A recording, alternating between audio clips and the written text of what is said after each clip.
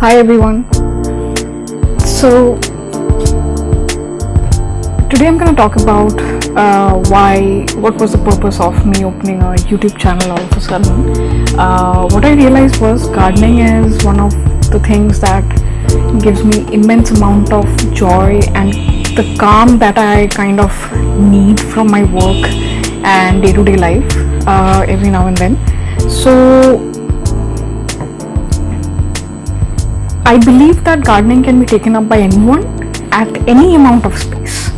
And for me, it's a combination of indoor and an outdoor balcony kind of a thing. I don't have access to terrace, so it's not a very large space. So I have to think very carefully in what I can put my plants, which plants can I put where.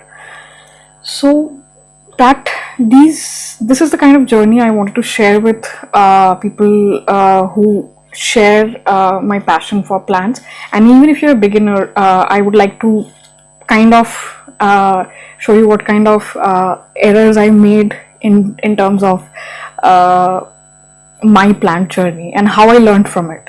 So one of the most common questions, brief introduction about me would be, I am a computer science grad. I have founded 2 companies. I'm an entrepreneur by profession. Plants are my escape into a very beautiful world, wherein like it has taught me patience, it has taught me a lot of things. And when I get into gardening, it's like I'm in the zone. And that's something that you can do too. Like everybody needs some sort of calmness in their life amidst all of this craziness that is happening. So in the plant zone, we have no judgment. So you and the plants, that's it. So that's a very nice place for me. So let's talk about some of the common mistakes I've made in my early days of gardening. So mostly I've gotten the inspiration from gardening from my grandmother and my mom. They introduced me to gardening, obviously. So I think throughout my childhood I always had a garden. Some basics like Dieffenbachia and dumpkin or money plant, tulsi plant, vinca, and a lot of those flowering plants that are used in puja, and some large plants as well. So yeah, so I got the hang of gardening very early on. So the basics that I learned in the beginning during my earlier childhood was that plants need to have a drainage system. So you can't use a ceramic pot with no drainage holes.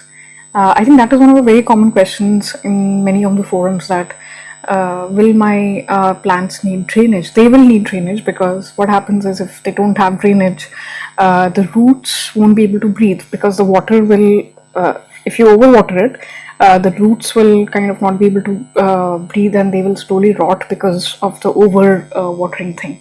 So what happens in a drainage system is that in the bottommost part of it, you can put some of those chips or stones or broken terracotta pots. If you have broken some of the terracotta pots, don't throw it away.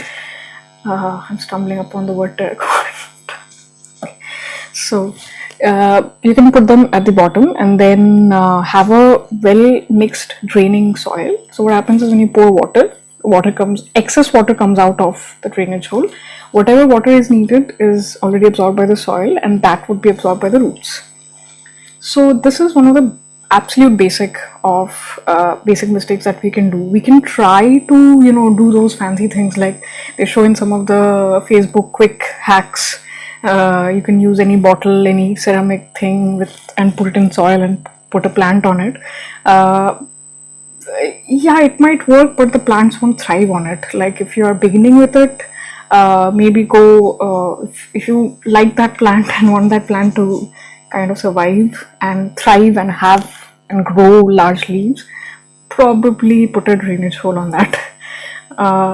If you have a kind of a plant that you just want to keep it for show, and yes, you have no other option but a closed system, then yeah, you can go ahead with it. But water is much more preferable, and in that case, in those cases, for example, you have a pothos cutting, so instead of putting it in a no drainage hole system, you can put it in a water kind of thing. If you have a glass that you cannot drill a hole into, put it in water and change the water every 5 to 7 days. Keep forgetting to change the water. Don't worry if you forget to change the water. I do that too. The absolute thing that you have to kind of make sure is that they have water. A lot of times I've forgotten the water has evaporated and it has gone below the root system. Even then, the snake plants and the money plants have survived. So yeah, plants are very kind of tough. These plants, especially money plant, and I think snake plants, they are very tough. So the second most question I find in a lot of forums from people who are starting to garden, some of the common mistakes that I did when I started out as well. I could not, for the love of God, figure out when to water. So there were a lot of mixed kind of opinions on that. So what I've seen is one of the ways I have killed a plant is by doing all those experiments, like put coffee, put this, put that. That's how I've killed plants. I mean, there will be a swarm of ant attack and then they will kill the plant. I've done there were so many forums where, okay, if you just put coffee or if you just put tea leaves, it will be just fine and all of that. It's fine, but if you are beginning to garden, I'll actually show you. This is a liquid fertilizer. A bottle costs around its MRP is 550, but you can get it at discount. You can get it in local shops. You can get it on Amazon. I think for 300, 400 bucks on, and this goes on for very long. So this will go on for 6-7 months. So if you are beginning to garden, do not do those experiments of buttermilk and curd and homemade things, because what happens is there is a way to do those things. Like tea leaves, they don't have to be in sugar.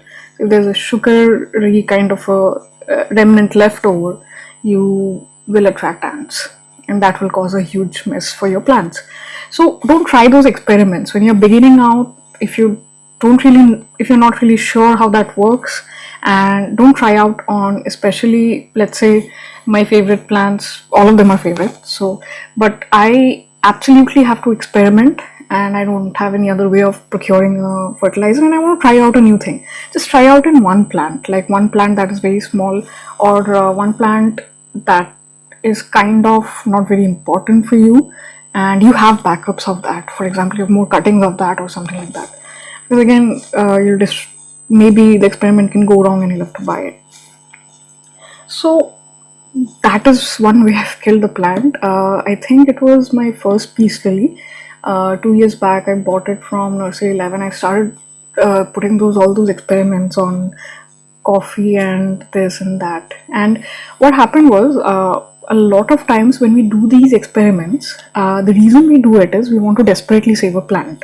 So a plant is kind of wilting, and probably it has come from online in a large distance, or you bought it back from nursery and it has deteriorated over the next 7 to 10 days. You desperately want to save that plant, but know that your experiment might just do more harm than good. If a plant is deteriorating, it's oftentimes due to two most common reasons. It's a water problem or a light problem. So either of those two. Because when a plant comes from the nursery, or you bought it from some online place, what happens is they already put some kind of nutrients onto the soil. So it's good enough for a month. If the plant has started deteriorating within the first month, that means something else is wrong. Maybe the condition that you're giving it to the plant, it's not happy there. So you have to try out different things. For example, some plants may like a little bit more bright light. Some plants may not like the direct sun that comes in during a certain period of time. That's why they are wilting. Some plants may get too dry and they don't like that much of dryness. Some plants may like the dryness. So it depends upon the plant, and oftentimes before doing those experimentational fertilizing or even fertilizing, do not fertilize during the first 30 days of buying a plant, because that is also one mistake that I do.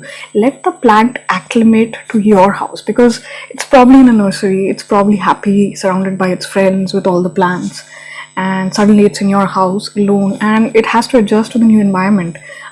It might be an indoor plant, you might have a AC on, or it might be very hot inside, or it might be very humid, or a lot of other things. So it's mostly water or light. On the watering side, what I have followed, what I still continue to follow. So this is a new plant. So Fittonia, I got this today itself. So as a uh, even I'm a beginner gardener, so I don't know a lot about plants. Uh, I am still learning. I keep on learning every day. So for all the gardening enthusiasts out there, if you're watching this, don't worry about on the first day you have to know everything. You cannot know everything on the first day. So if you stay with a plant long enough, you just have to know the basics. Like for example, in my before I got this plant, I studied up on this plant gets very thirsty soon. So I asked some of the owners in the same conditions that this plant may get thirsty. So what are the signs of thirsty? So the plant leaves kind of wilt. So but I don't know what is wilting for this. Is this kind of leaf wilting? Will it just go down a little bit more like peace lilies do? I don't know that. I've never owned this. So what I have to do is I have to be on the safe side, because overwatering will definitely kill a plant. But underwatering would just kind of make it dull a little bit more. So unless I'm sure of it, I learn its tips and tricks, what it does in this weather. I will like to be on the safer side. I will underwater it. Underwatering never causes a problem. It might dry out a few leaves, but you'll be able to spot it. If it's drying out, you'll know that okay, so I have to increase my plant watering frequency now. So I guess this is my second tip. The first tip is that do not experiment, do not do fertilizing, those experimental thing. If you absolutely know what you're doing, you know that it has worked, and you've seen that working with your parents or grandparents, or you've seen someone close to you make it work, then you can absolutely do that, because you know the technique, exactly what needs to be done step by step to do it. But if you have just seen one of those Facebook videos that come in where they have a loud music and they're like, okay, you can do this, you can do that, but most of them are not true. So don't destroy your plants basis those. Keep it very simple.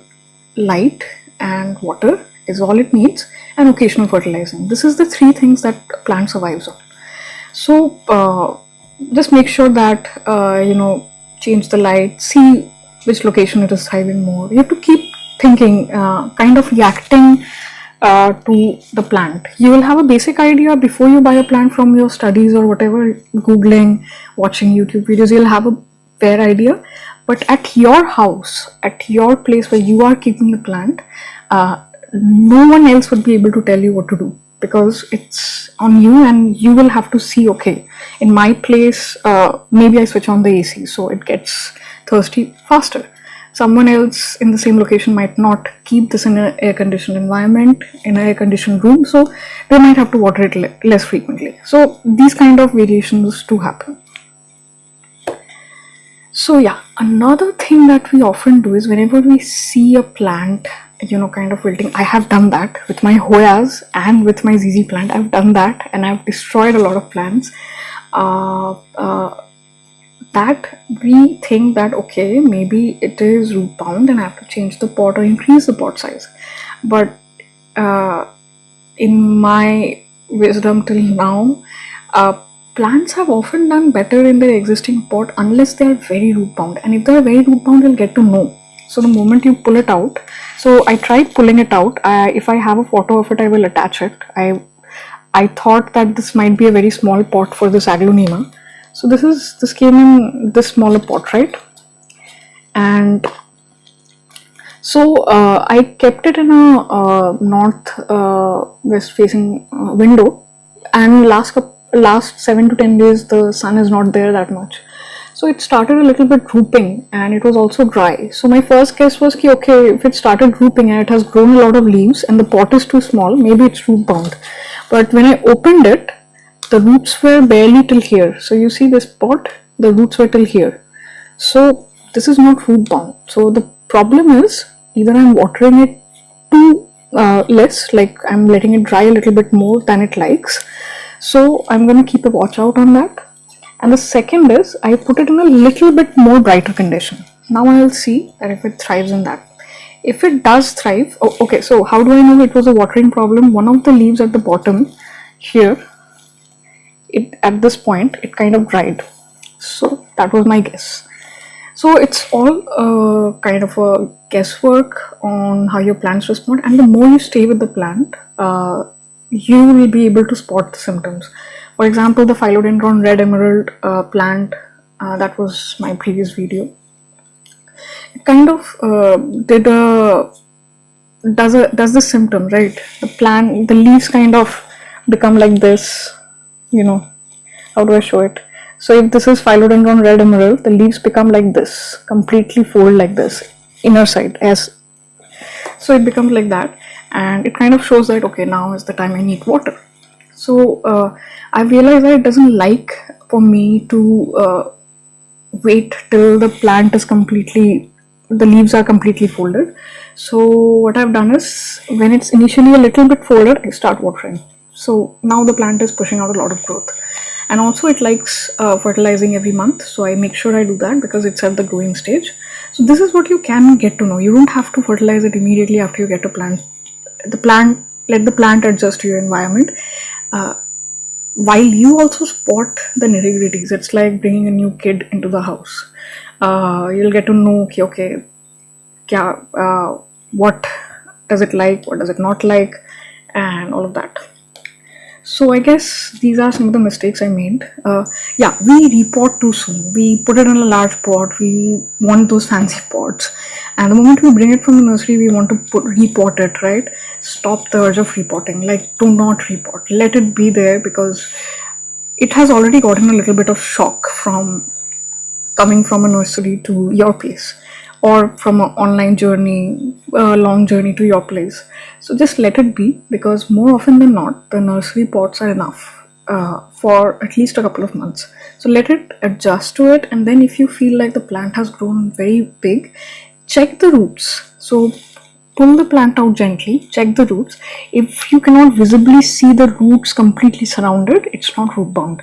And most plants, I can give you some exceptions, but most plants love to be root bound. That is when they are root bound and they push out more growth from the bottom. Most of the indoor foliage plants like to be root bound, and they don't like the roots to be touched. So once you repot it, it also goes into kind of a shock.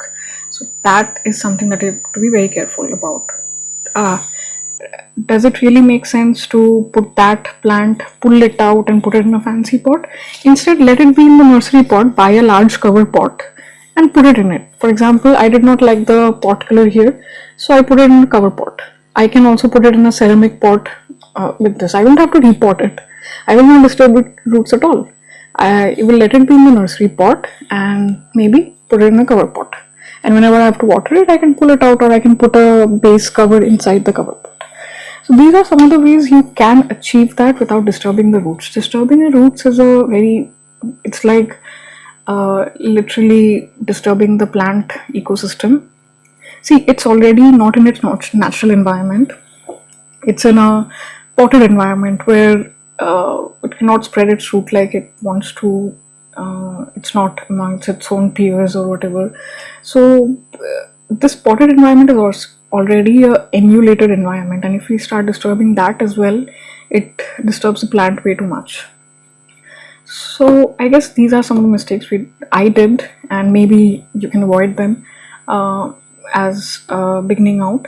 I'll be posting in this channel. I will take you through my journey of converting my entire indoor indoor plant section area or balcony into both a flowering section and a non-flowering section, that is veggies, and also give you an idea of how we can utilize the space, very little space that we have in cities and towns these days. And if you have terrace, that's good, but if you don't, we can utilize that as well, very well. And follow the channel for looking out on what you can do uh, with your garden. Thanks for watching. Do subscribe the channel. This was kind of a video where I was talking about yeah, so this was one of the plants that I put in a very large basket, hanging basket, right? It's very attractive. We all want to have those hanging lush baskets.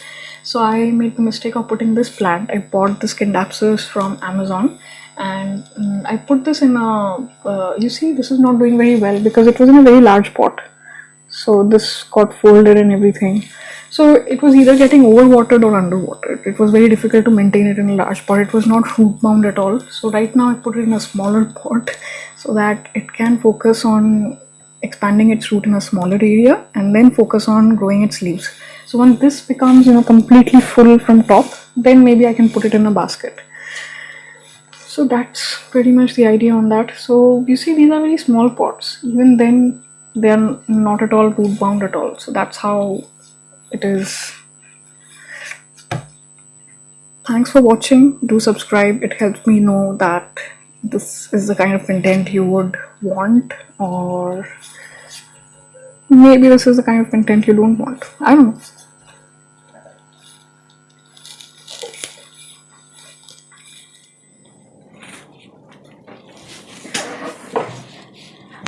I missed a very important point, which is that soil. We spend a lot on plants, we spend a lot on fertilizer, and we do everything right. But a lot of times, especially in Indian gardens, Indian home gardens, what I've seen is that we don't spend much on soil for whatever reason. We have those sticky, sometimes I buy from this local nurseries and they have that sticky, one of the worst soils given to the plants. And oftentimes there are earthworms and other insects, snails and everything there. So what I usually do is, the plants that I do like and I want to keep it for a longer time and I want to care for them, I change the soil completely. It's an investment in your plants. If you want the plants to survive, invest in a good soil. You can buy them at the nursery itself. Nurseries have good soil, but they don't put it in the plants. Oftentimes I've seen, especially in Kolkata nurseries, that those sticky soil, like they are equivalent to bricks sometime when they dry. It's not like this kind of soft cocoa peat mixed soil. So some nurseries do. If your nursery is giving you a good soil, it's fine.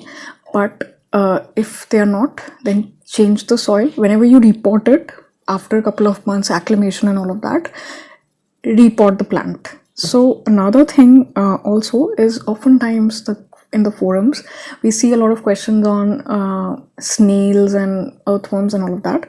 So there's a big confusion whether they're good or bad for the plants, but actually they are bad for the plants. There are two answers to it.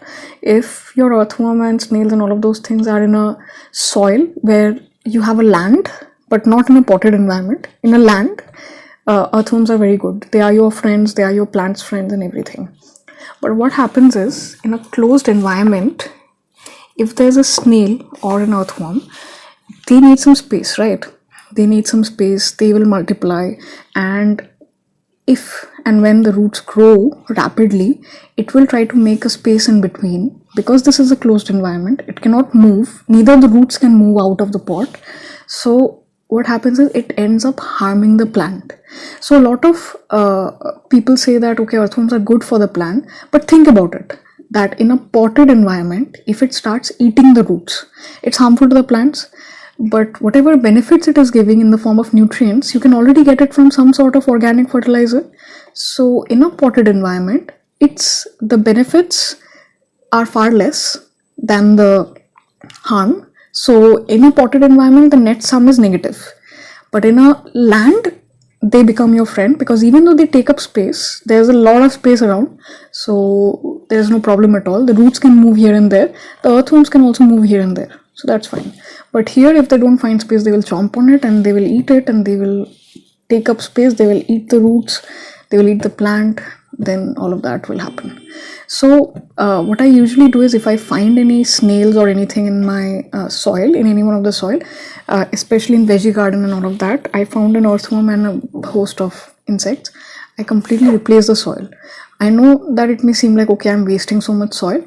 Give the soil to a local gardener or someone in your local community garden, or maybe put the soil.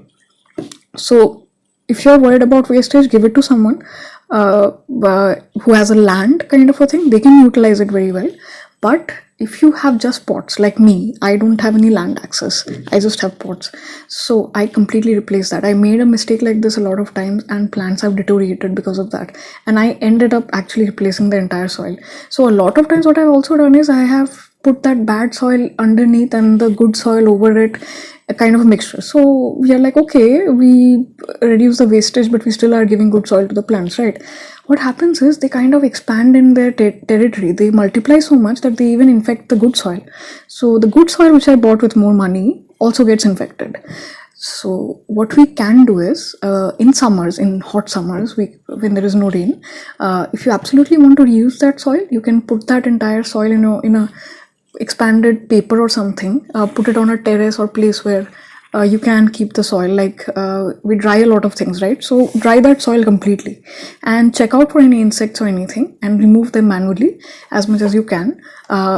Put some organic pesticides or something that will deter them, like neem oil or some sort of other methods that will you can get those chemicals from the nursery as well. You can put those there and make that completely sterile. You have to make the soil sterile, then you can put it in plants. This is one of the mistakes I made as well. I in fact made that mistake very recently. I used that soil for growing some of the what is that called, spinach, the tall spinach seeds that I'll show you in a different video. So they are chomping on it very happily, so I have to spray neem oil more often there. So I ended up wasting a lot of soil in that grow bag. Now I have to actually dry it. There is no sun, so it increased my headache. All I had to do was throw a pot of soil. Instead of that, I now ended up wasting 3 pots of soil because I mixed it with good soil in attempts of saving it, right? So that's what that is another mistake that I did. I forgot talking about it. I think there's nothing more to talk about. Subscribe to the channel, hit that like button if you find it at all useful. Follow me on Facebook and Instagram for live updates on what I'm up to, because I keep posting there. That's it. Have a nice weekend, have a nice day, have a nice month. Stay safe from the pandemic and don't get corona. Happy days, guys.